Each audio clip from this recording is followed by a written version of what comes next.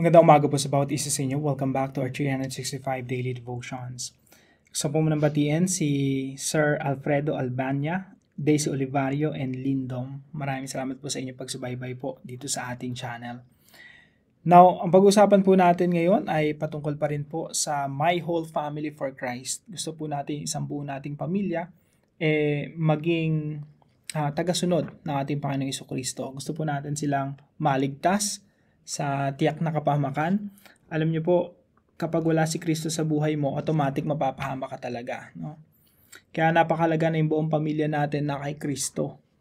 Sapagkat ang ating Panginoon Jesucristo ay siya lang ang ating Panginoon at tagapagligtas.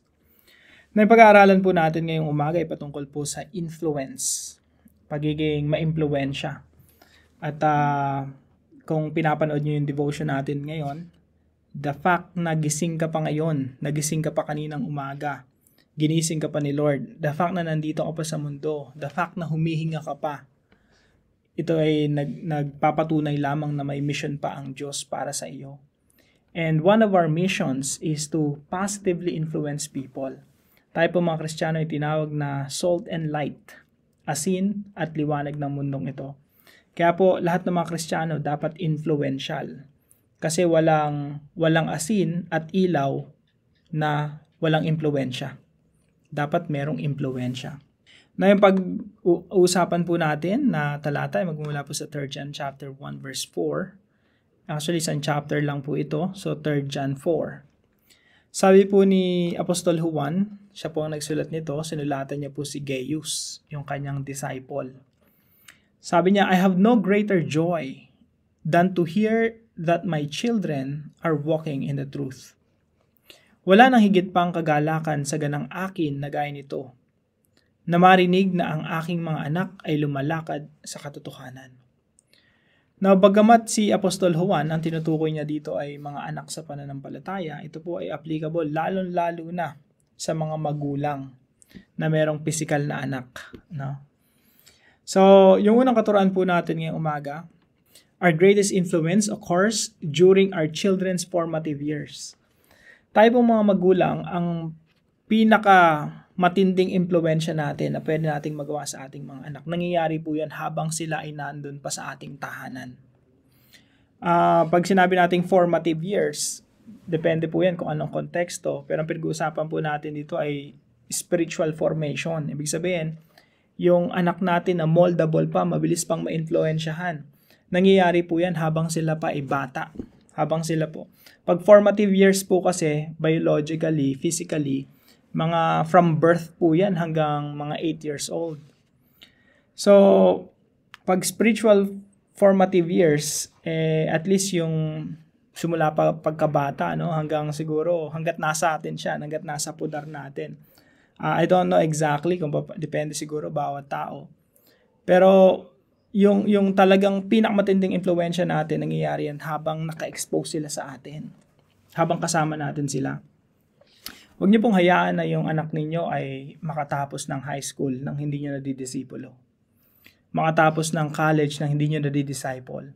Kasi yan, pag nakaalis yan sa iyong bahay, nakapagtrabaho yan, nakakuha ng sarili niyang apartment o nakapag-abroad or nakaalis na sa tahanan mo, mas lalo nang hindi mo mailalapit sa Panginoon yan. Mas lalo mo nang hindi madidisciple yan. Kaya yung pinaka-formative years ng ating anak ay yung habang kasama pa natin. Doon po nangyayari yung greatest influence. Doon natin sila mas nai-impluwensyahan. Kaya po kadalasan, kapag hindi natin na-impluwensyahan ng tama yung ating mga anak, pag alis niyan sa ating mga tahanan, pariwara. Doon pa sila nag-i-start mag-explore ng mga bagay na hindi nila dapat ma-explore. Kasi hindi na ipaliwanag sa kanila at hindi sila nagabayan ng tama. So, tandaan po natin, pag yung anak mo, kasama mo pa ngayon, formative years yan. Yan yung mga panahon na dapat impluwensyahan mo yan. Huwag na tayong mag-aksaya ng panahon, mag-aksaya ng oras, gawin na natin kung anong tama, gawin na natin kung ano yung nararapat, impluwensyahan na natin sila, lalo na mga bagay na patungkol sa Diyos. Pangalawa po, our greatest legacy is our love for God. Mga magulang, ang pinaka-dakila nating pwedeng ipamana sa ating mga anak ay yung pagmamahal sa Diyos. Yan po yung tinalakay natin kahapon sa Deuteronomy chapter 6 na tinuturuan tayo ng Diyos, tayong mga magulang, na i-impress sa ating mga anak ang pagmamahal sa Diyos. You need to talk about it. Kahit anong ginagawa natin, sa kahit anong oras, talagang maging parte ng kultura natin na ibigin ng Diyos sa lahat ng ating mga ginagawa. That's our greatest legacy. Yun yung pinakasusi sa mabuting buhay. Bakit po? Bakit love for God? Again, yung Diyos po, kung tatanungin mo si Lord, Lord, what is your greatest gift for me? Ang sasabihin ng Diyos sa atin, myself. I'm giving myself to you.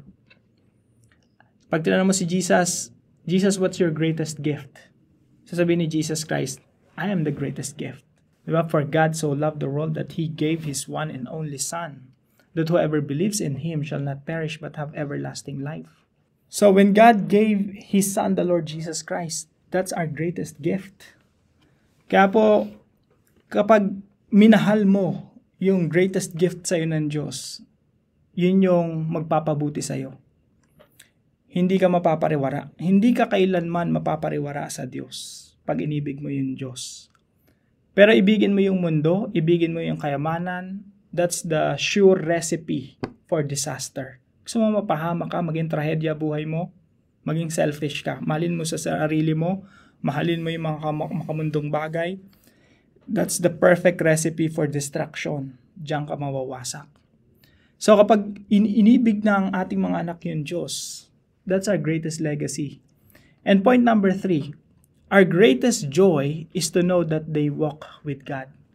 Ito yung nakapag-abroad na sila o nag-aral na sila sa ibang lugar, nag-aral na sila sa Manila, at meron na silang sariling buhay. Ito yung naririnig mo na lang sila or nakakausap or nakikita mo na lang sa mga post sa social media na nagpapatuloy sila sa Panginoon. That's our greatest joy. Kahit maging summa cum laude ang anak mo, kahit na maging successful yan sa karir niya, maging successful sa buhay, kung yan walang takot at pagmamahal sa Diyos at hindi nagpapatuloy sa Diyos, wala ka pa rin kaligayahan. Hindi mafu-fulfill ang iyong kaligayahan pag ang naririnig mo sa kanila, nagiging successful sila sa mundo, pero hindi nagiging successful sa Diyos. Hindi pa rin malulubos ang ating kaligayahan. Sabi nga ni Apostol Juan, I have no greater joy than to hear that my children are walking in the truth. Similar po yan, parehong-pareho din po yan sa atin. Ganyan na ganyan din po ang sasabihin natin. Lubos na lubos ang ating kaligayahan pag alam natin yung mga anak natin lumalakad sa katuwiran, lumalakad sa piling ng Diyos. So bilang application po mula sa mga talatang ito, number 1, be both physical and spiritual parent. Be both physical, biological. Inanak natin yung anak natin, no? That's physical, biological parents po tayo. Pero hindi po dun huminto ang pagiging magulang natin. We are also spiritual parents. At yung pagdidisipulo po sa ating mga anak, yan po ay trabaho or inatas sa mga magulang. Hindi po para sa kay pastor yan, hindi para sa church, hindi para sa pare, hindi para sa mga religious leaders. Ang pagdidisciple po ng ating mga anak ay nakaatang sa ating mga magulang. So, be both physical and spiritual parent. No, kung tayo ay biological parents, natural lang, inaalagaan natin yung mga ating mga anak. Nagtatrabaho tayo, nagsusumikap sa buhay para may makain sa mesa. Meron tayong physical nourishment for them. Yung physical nila, naaalagaan.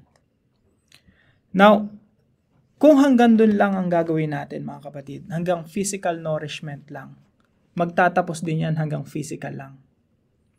Kasi po, yung physical, nawawala yan eh. Namamatay yung tao eh. Nanghihina.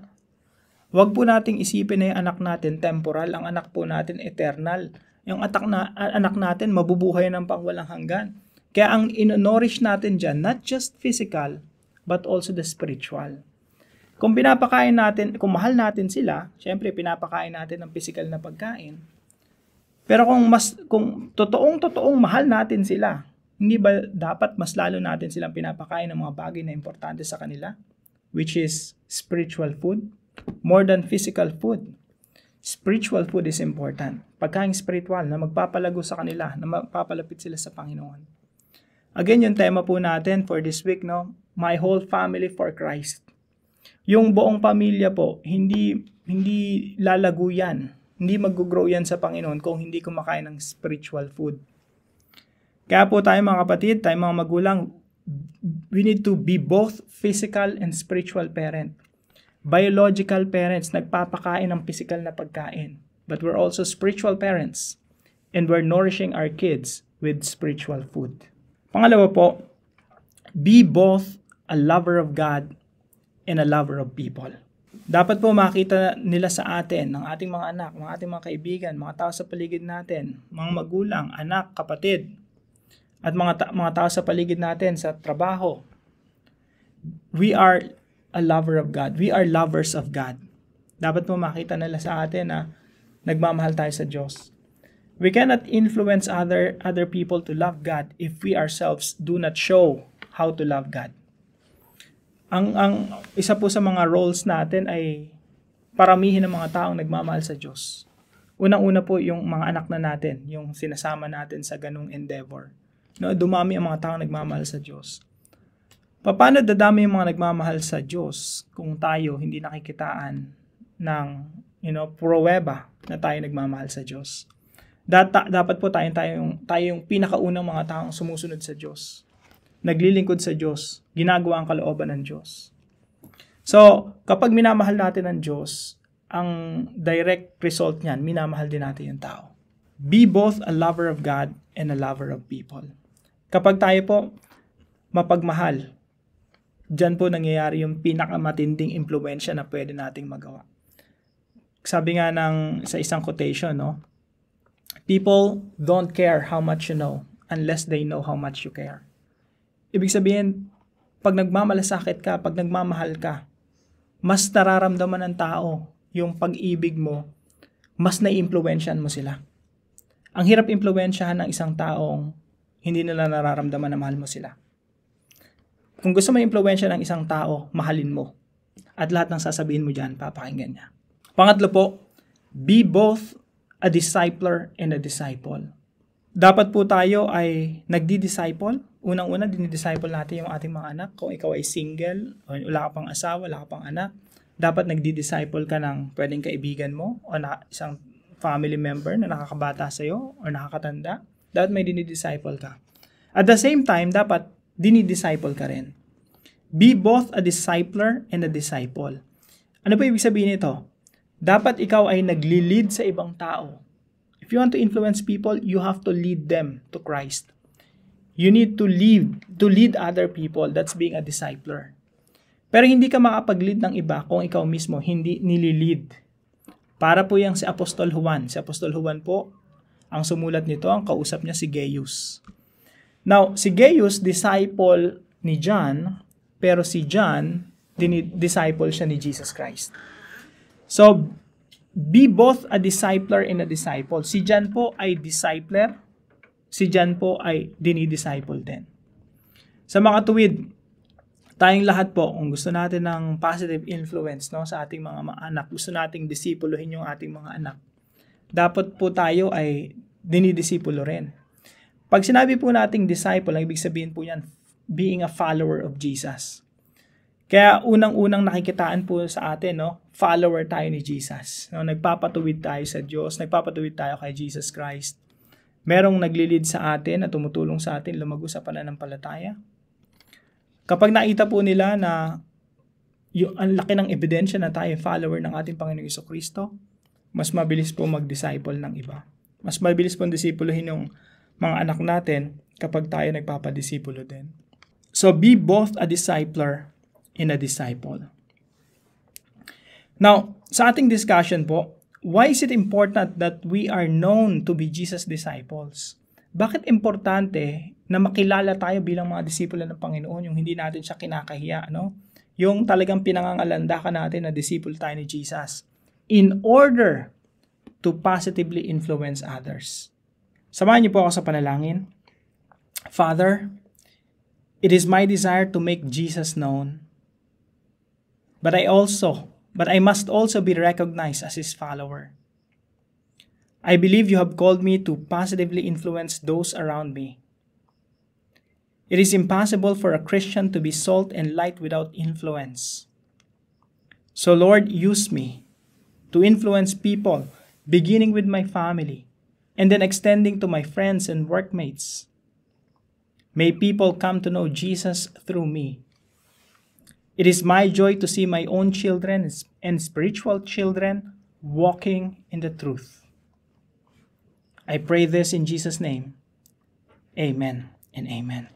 Salamat po sa katuwang natin sa devotion natin na ito, si Ma'am Juvie. Maraming salamat po sa inyong walang sawang suporta. At kung kayo po ay may natutunan sa devotion natin na ito, ipalam niyo lang po sa comment section right below this video. Mahilig po ako magbasa ng inyong mga comments. Salamat po. At wag po natin kalimutan na i-share itong devotion natin na ito sa ating mga mahal sa buhay at mga kaibigan. Magkikita po tayo bukas alas 5 ng umaga dito sa ating daily devotion.